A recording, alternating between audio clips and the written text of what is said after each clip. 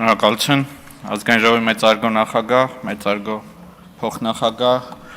խորհրդանի հարգելի գործընկերներ, ձեր ուշադրությանն եմ ներկայացնում Հայաստանի Հանրապետության ազգային ժողովին խնդրում եմ վավերացնել 25 թվականի հունիսի 30-ից ստորագրված Հայաստանի Հանրապետության եւ Եվրոպական միության միջև ճգնաժամային կառավարման գործողություններում Հայաստանի Հանրապետության մասնակցության շրջանակը սահմանելու մասին համաձայնագիրը Հայաստանը եւ Եվրոպական միությունը համաձայնագրով ցանկանում են սահմանել ԵՄ ճգնաժամային կառավարման գործողություններին Հայաստանի մասնակցության ընդհանուր պայմանները նման հնարավոր հետագա մասնակցության շրջանակը սահմանող համաձայնագրում յուրաքանչյուր կոնկրետ դեպքում յուրաքանչյուր գործողության համար այդ պայմանները սահմանելու փոխարեն Համաձայնագիրը հնարավորություն է ընձեռում ճգնաժամերի կառավարման ոլորտում լավագույնս օգտագործել Եվրոպական միության փորձն ու գիտելիքները։ Հարգելի գործընկերներ, թույլ տվեք նկատել, որ Հայաստանի Հանրապետության եւ Եվրոպական միության միջև ընդլայնվող համագործակցության շրջանակներում արդեն իսկ շատ կարևոր տեղ է զբաղեցնում անվտանգային եւ պաշտպանական ոլորտի համագործակցությունը եւ ըստ էության այս համագործակցության շրջանակներում են նաեւ, որ Հայաստանում տեղակայվել է Եվրոպական միության դիտորդական առաքելությունը եւ Հայաստանի Հանրապետությունը ցանկություն ունի ոչ միայն անվտանգության սպառող լինել, այլ նաեւ աջակցել այն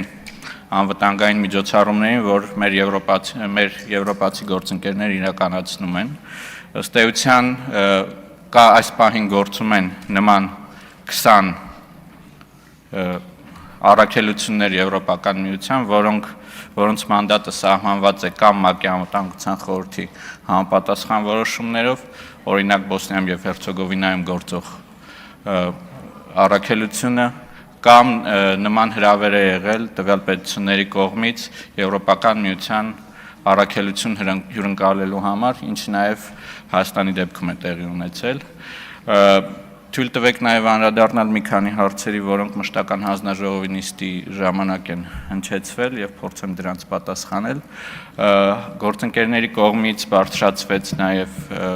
ֆինանսական կոմպոնենտը համաձայնագրի, ըստ էության համաձայնագիրը այս պահին սահմանում է, որ մասնակից պետությունները իրենք են, որ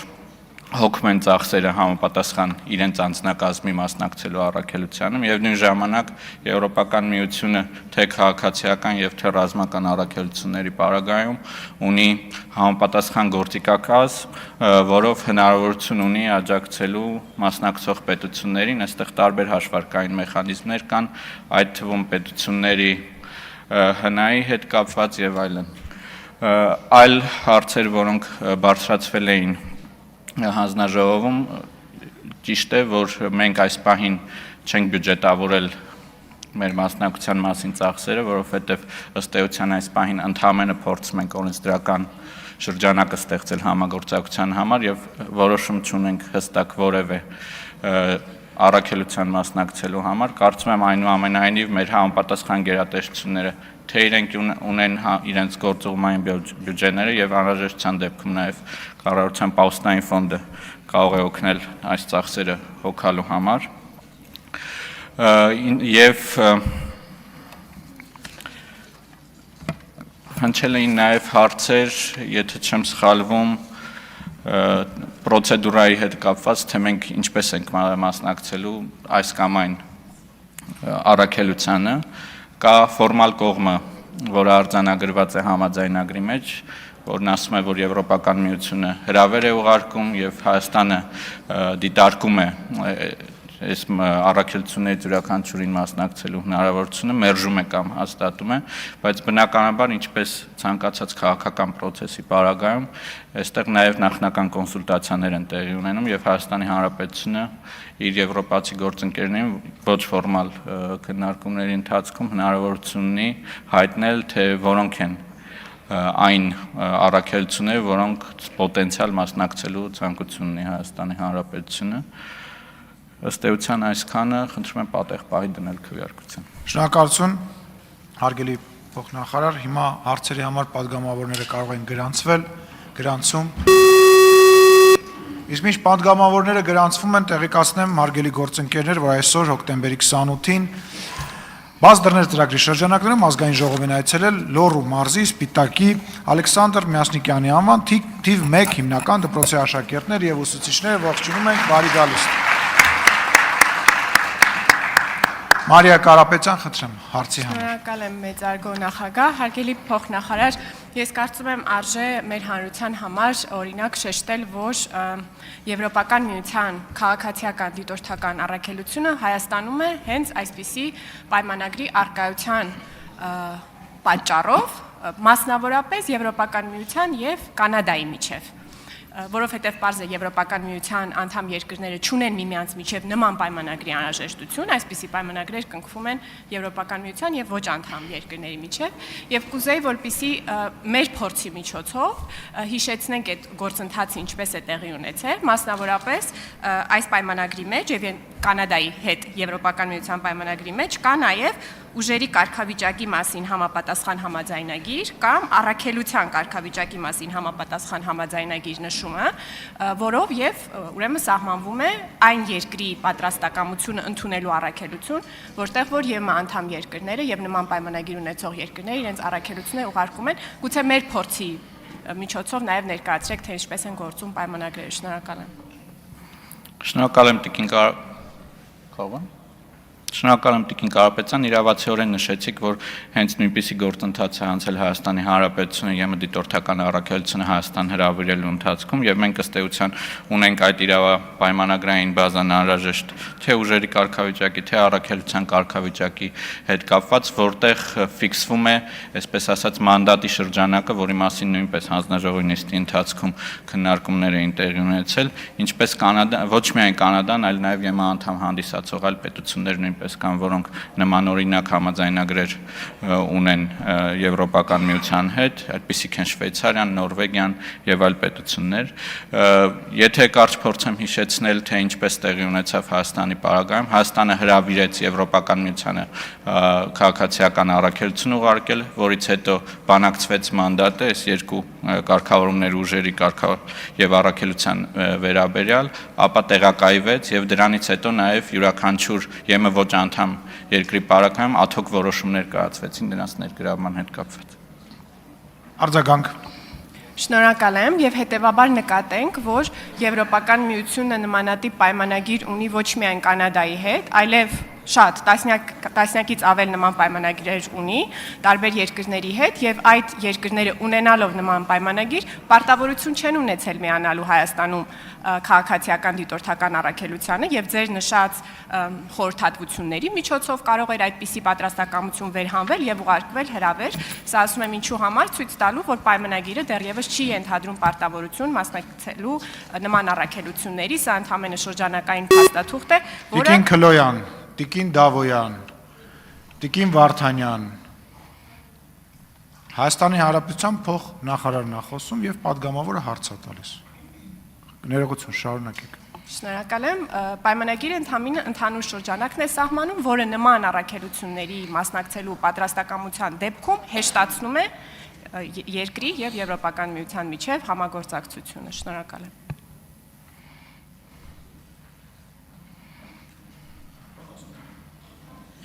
Արտագանքել էի արդեն։ Լավ, եթե ավելացնելու բան չունեք, Արծվիկ Մինասյան համեցեք։ Պարոն Կոստանյան, եթե ասում եք, որ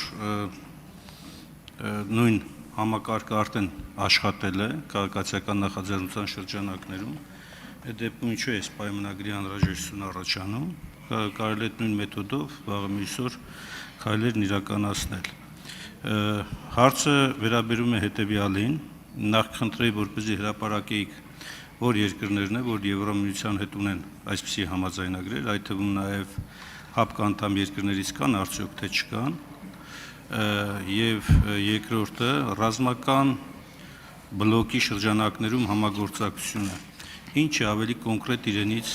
ներկայացնում, հայկական ռազմական ուժերը մասնակցում են, չեն մասնակցում եւ արդյոք այդ հարցի քննարկումը նորից էլի ենթադրելու է պարլամենտի ներգրավում, թե այս համաձայնագրի շրջանակներում բավարար է լինելու։ Շնորհակալ եմ պարոն Մինասյան հարցի համար։ Ես խոսում եի Հայաստանի Հանրապետությունում քաղաքացիական առաքելության տեղակայման մասին, ըստ էության այդ դեպքում մենք բենեֆիցիալ էինք եւ հիմա խոսքը գնում է աջակցելու եւ մասին Եվրոպական միության առաքելություններին եւ այստեղ է առաջացել անհրաժեշտությունը իրավական կարգավորումներ մտցնելու ինչպես նշեցի Կանադան, Շվեյցարիան, Տիկին Ջուլհակյան, խնդրում եմ վերադարձեք ձեր տեղը։ Տիկին Հակոբյան, վերադարձեք ձեր տեղը։ Կներեք, պարոն փոխնախարար, շարունակեք։ Կանադան, Շվեյցարիան, Նորվեգիան այն պետությունների թվում են, որոնք ունեն նմանօրինակ պայմանագրեր Եվրոպական միության հետ, բայց բնականաբար այս ցանկը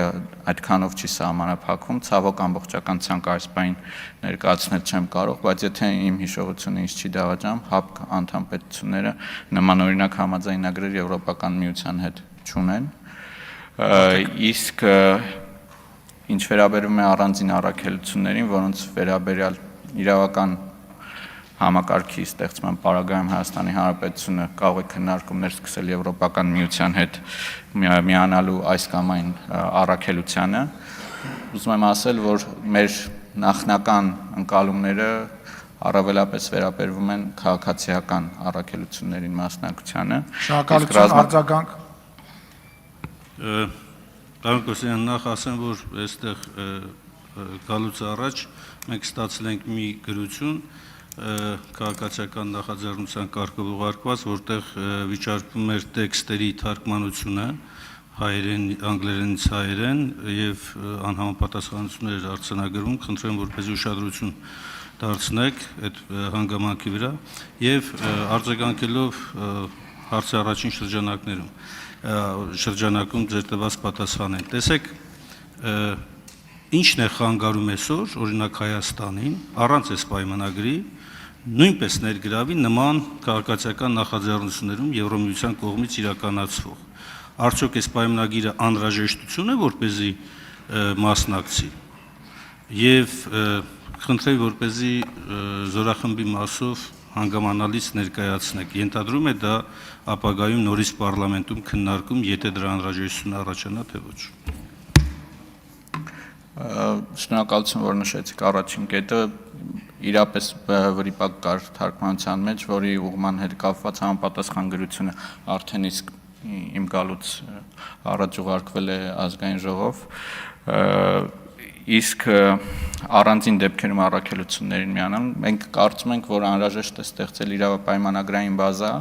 ընդլայնելու մեր համագործակցությունը Եվրոպական միության հետ, եւ սա ընդհանուր առմամբ տեղավորվում է մեր քաղաքականության տրամաբանության մեջ ընդլայնելու համագործակցության շրջանակը, այդ թվում նաև իրավական եւ չգնալ ադհոկ որոշումների կայացման ուղով ռազմական առաքելություններին մասնակցության պարագայում բնականաբար Հայաստանի Հանրապետության սահմանադրությամբ եւ զինված ուժերի մասին օրենքով անհրաժեշտ բոլոր գործողությունները տեղի կունենան, եթե իմ իրավական գիտելիքները ինչ չեն դավաճանում, այս մասով ազգային ժողովը լիազորություններ չունի սահմանադրությամբ։